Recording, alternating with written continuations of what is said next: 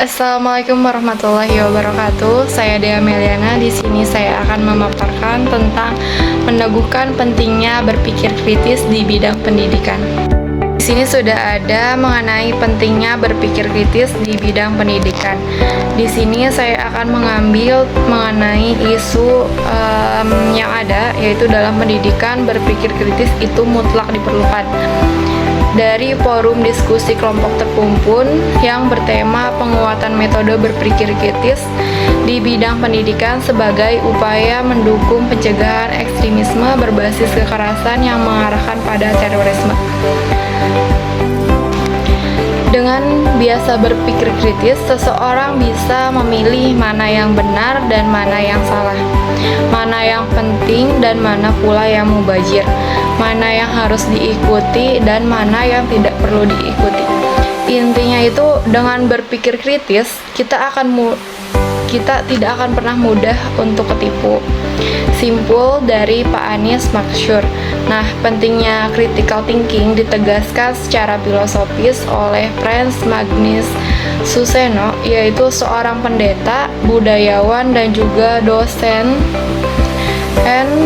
dan juga oleh Pak Kamarudin Amin, Direktur Jenderal Pendidikan Islam. Nah, beliau menyampaikan pentingnya kemampuan peserta didik ketika berhadapan dengan provokasi berbasis agama. Agama itu menjadi problem ketika dieksploitasi untuk kepentingan politik. Jadi, kita harus bisa memilah mana agama dan mana politik, jelasnya dengan tegas. Tantangan yang ada di dalam pendidikan itu sendiri yaitu pertama, ketidakcukupan dalam penguasaan nilai kebangsaan. Di sini yaitu penguasaan akademik tidak selalu sejalan dengan pemahaman nasionalisme. Nah, contohnya itu kasus profesor yang tidak menunjukkan sikap nasionalisme. Sedangkan kelemahan dalam kurikulum yaitu dengan penghapusannya pendidikan moral Pancasila mengakibatkan lemahnya nalar kritis siswa terkait nilai-nilai kebangsaan. Nah, di sini juga ada peran guru, yaitu kualitas pengajaran dan penyiapan tenaga guru di LPTK harus ditingkatkan. Di sini ada solusi dan rekomendasi, yaitu pertama, integrasi pendidikan dengan lingkungan, yaitu menjadikan lingkungan sekitar sebagai ruang kelas untuk meningkatkan kepedulian siswa. Contohnya itu program belajar di komunitas Bahrudin, menurut Bahrudin. Nah, pelatihan guru ini fokusnya pada pengembangan keterampilan berpikir kritis dalam kurikulum pelatihan guru, yaitu serta menekankan pada metode pengajaran yang mendorong diskusi dan analisis.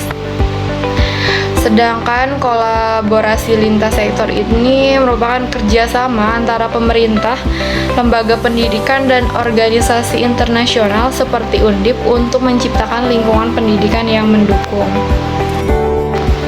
Uraian masalah yang dibahas tadi tentang opini pentingnya berpikir kritis dalam konteks isu yang diangkat dalam diskusi tersebut merupakan sangat relevan dan mendesak.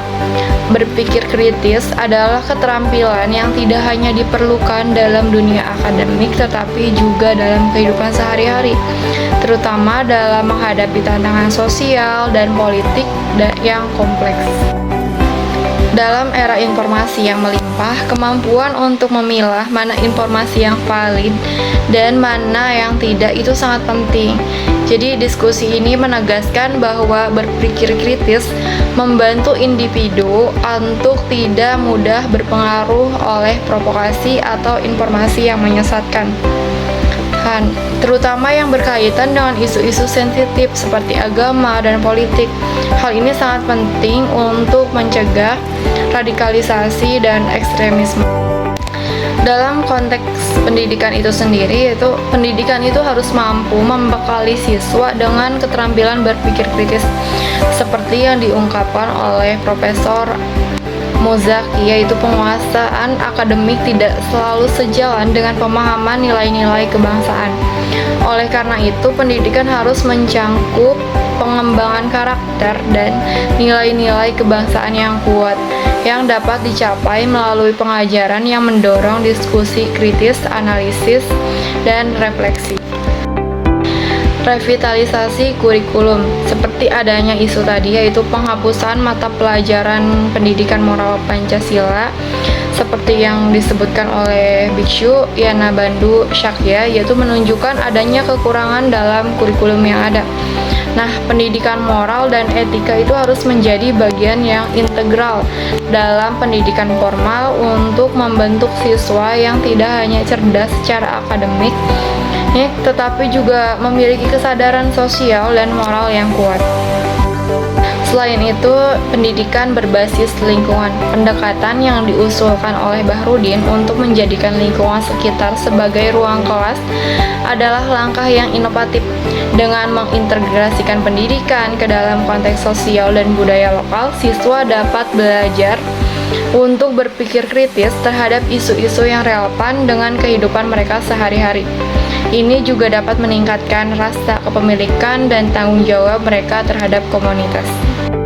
Selain itu, peran guru yaitu peran yang sangat penting, yaitu kualitas guru sangat menentukan dalam pengembangan berpikir kritis di kalangan siswa.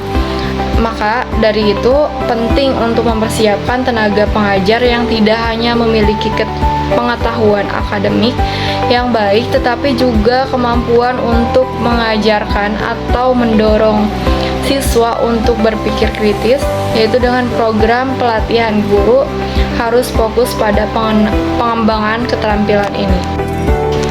Nah, di sini harus adanya kolaborasi dengan berbagai pihak, yaitu tadi seperti kerjasama antara pemerintah, lembaga pendidikan, dan organisasi internasional seperti Undip menunjukkan bahwa penguatan berpikir kritis memerlukan kolaborasi lintas sektor.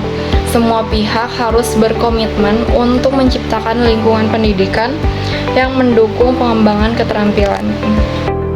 Nah, kesimpulan dari yang sudah saya paparkan tadi yaitu berpikir kritis itu merupakan keterampilan esensial dalam pendidikan yang memungkinkan individu untuk menganalisis, mengevaluasi, dan membedakan antara informasi yang benar dan mana yang salah.